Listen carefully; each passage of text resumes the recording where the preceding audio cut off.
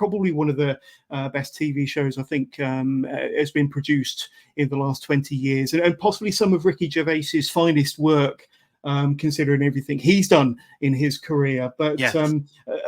Absolutely incredible. Now, I know that in series 1, you were only involved in maybe 1 or 2 episodes.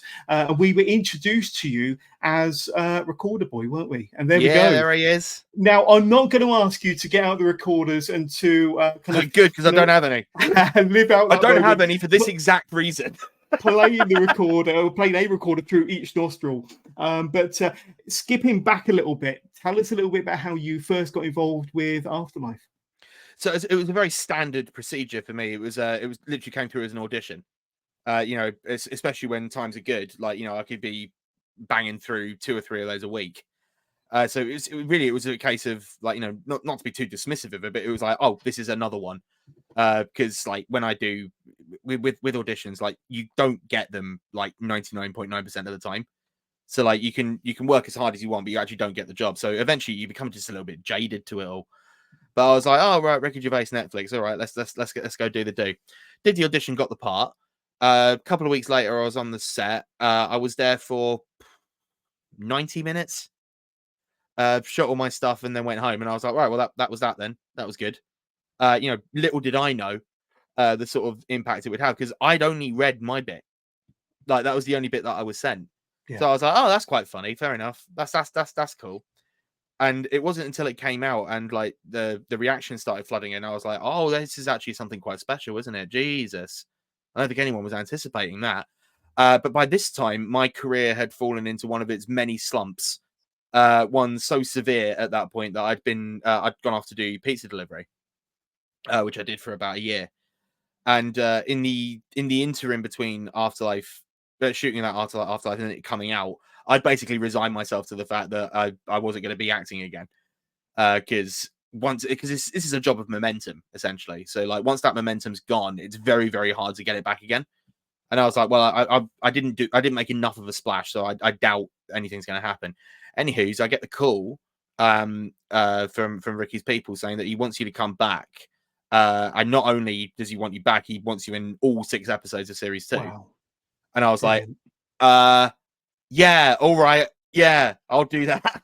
And that's how it happened. He rescued me from my potential future of sling and slice for the rest of my life. Yeah, and what describe a typical day on set, because going back to some of your other fantastic work, Horrible Histories and Bad Education, you're working with an incredible cast, a fantastic crew, great scripts. I can only assume that. And a thrill ride to be part of it. Describe a typical day and what it was like for you and some of your experiences on set. So one of the big things about a Ricky Gervais set is that he likes to clock off early. So generally a shooting day, not including sort of like hair and makeup beforehand and rigging and everything like that, a standard shooting day will have cameras start rolling at 8 and wrap up at 7. That's generally your standard shooting day, especially for British telly. In his case, he likes to be done by 4. So we're trimming 3 hours off the day already, which is, really quite extraordinary. And he does that through a combination of being the dude, because like he's not only the actor, but the writer and the director. So he's across most of the creative aspects of the show. And so he knows exactly what he wants. So when we come in, like the cameras will already be set up. And usually we cross shoot so that he can use the same track of dialogue. Everything is basically designed to be as efficient as possible, which then means that the time we save doing that allows us to clock off early, but also gives us an opportunity for us actors to have a bit of a play around. Generally, that wasn't the case so much for me because, like, eventually I ended up working with David Earl, who played Brian Gittins. And the thing with Brian Gittins as a character and David Earl as an actor is that all you need do to succeed is say nothing.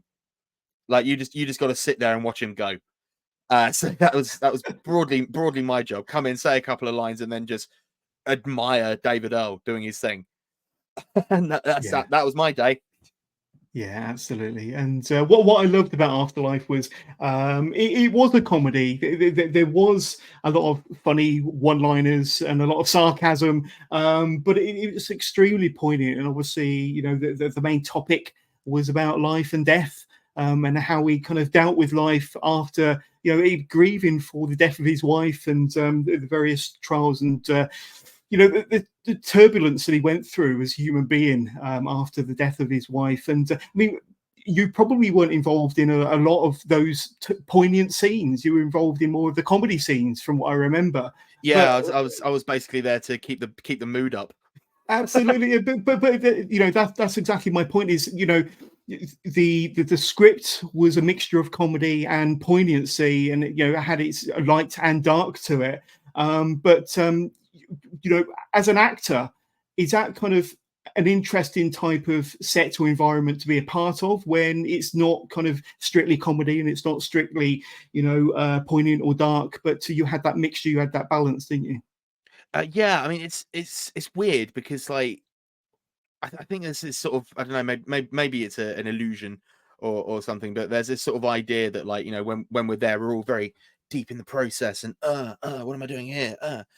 But especially unlike there's true for this for most sets, but especially a Ricky Gervais set, everything's very light, and I think that was important because when you're dealing with those sorts of subjects and when you're trying to blend in those elements of comedy with those elements of pathos, you're treading a very very fine line, and it can go either one or two ways, because if you put in too much drama, that negatively impacts the comedy and sort of makes it mawkish, whereas if you sort of put too much comedy in, then the drama completely deadens its impact. Yeah. So it just doesn't work. And I think the only real way you can sort of maintain that balance is to just keep the set light. And so, like, he posted up on both, I think it's on both the Netflix channels and also his personal YouTube. That's why there are so many bloopers. That's why there are so many outtakes, because it's just a fun place to be, and an explorative place to be, like, where we can muck around and maybe we'll find something funnier than that's actually in the script. Yeah. Because more often than not, like, he casts people, blowing smoke up my own ass here, but like, he casts people because he knows that they're good at what they need to do.